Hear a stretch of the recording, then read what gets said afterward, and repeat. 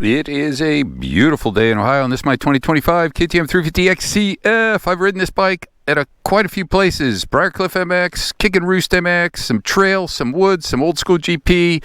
I got about 3.5 hours on it now, and man, 350s are such a great combination of power, weight, handling. That agile factor, 450s are a little much, and 250Fs aren't quite enough. This is like the perfect level, I think, and this one doesn't disappoint. This is the all-new 25 model. First thing that stands out, this suspension. It's all stock, 3.5 hours on the bike. It's fine. The suspension is amazing. Now, I'm an old vet guy, so I like a little more comfort. I go from the stock clicker settings, 12 compression, 18 rebound. I go 18, 24. I go 6 softer on compression and rebound, and that plushes it out. When I'm riding woods, which is what I'm doing today and off-road, and the shock, 15-15, 1.5 is stock. I go 20-20 and 2.5 out. It just cushions that thing up. I don't have any worries about waiting for 10 hours to break the frame in. This new, thinner frame, it's got the cutouts, got thinner metal here. It's got some different metal brackets up there. It's got the cutout engine mounts, and I know the swing arm was changed. The linkage is smaller. All that stuff adds up to a little bit more comfort, definitely.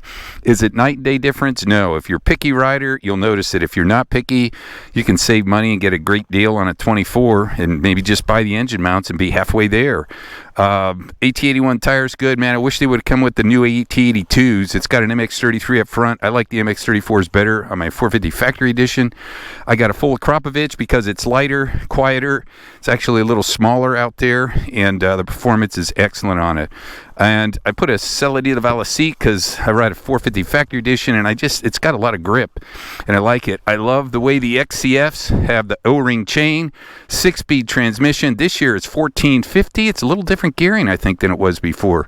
And I love the XCF tanks. Look at this. Holds the fuel right there, right by the center of gravity, just like the old Honda Works bikes back in the 80s. So let's take it for a spin. Oh, last, I forgot. Probably one of the coolest things, the CUO unit.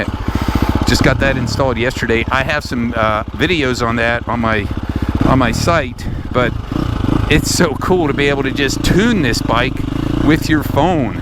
I'm going to start with the aggressive stock map.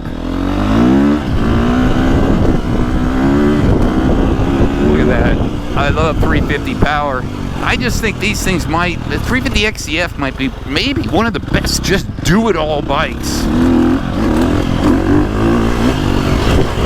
Because you can do light vet moto with it, slow vet moto.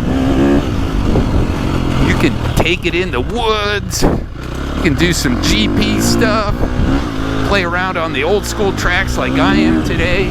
This old goat trail that's nice and rough, but with my suspension plushed out, it doesn't matter. This new engine is so good. It's got like more of a mini 450 character. It'll just torque compared to the previous one, and I'm pretty sure they updated the maps in 24 because I rode a 23 quite a bit and 350 SXF, and it did not feel this good.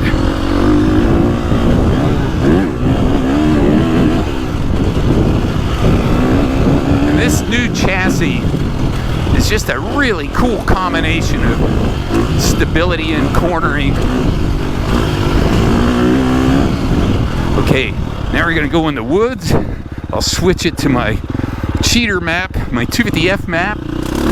I loaded on my CUO. It's gravel, wet. It's the lowest power setting, and it just smooths out. And when you engage traction control, that initial throttle response is so smooth. Now it still has some torque, but it's super controllable. Even just chugging here in second, rideability, it's so good. And with the engine braking turned down, the bike just frees up. And I can go at a first, and it's still not too barky.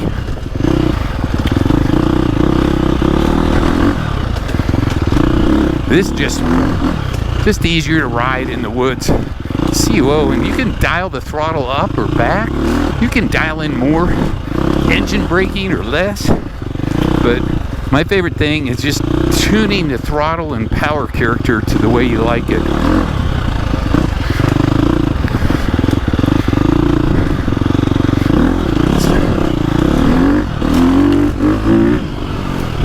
See, that you can just roll it and it's just super smooth.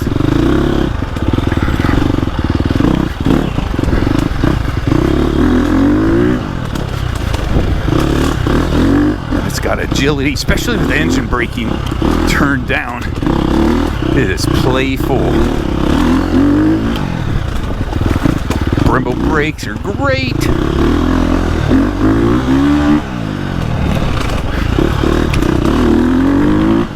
You can let it, and when it starts revving, it's making power. It's so smooth rolling into it.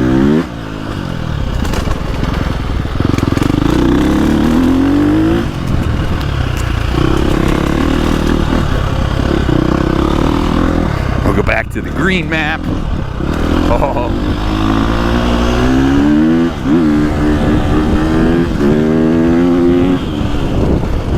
Yeah, with traction control on, it just kind of smooths out the green a little bit. This thing is so fun. This new engine is just amazing.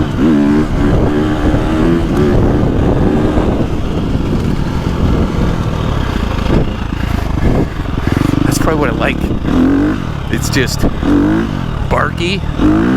It's got the low end. And with the CUO, you can just tune it to where you want it.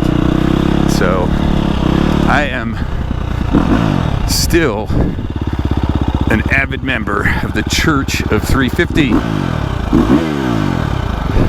And this engine is still breaking in. Look at that. Fuel held low. I like the gearing. The pipe, the Akrapovic, they're expensive, but man, they work so good. You can just get the slip-on. I don't think it's much different than like an FMF Pro Circuit. This CUO, buy it. They're worth it. Dial the throttle up, dial the throttle back. This has the black cam in.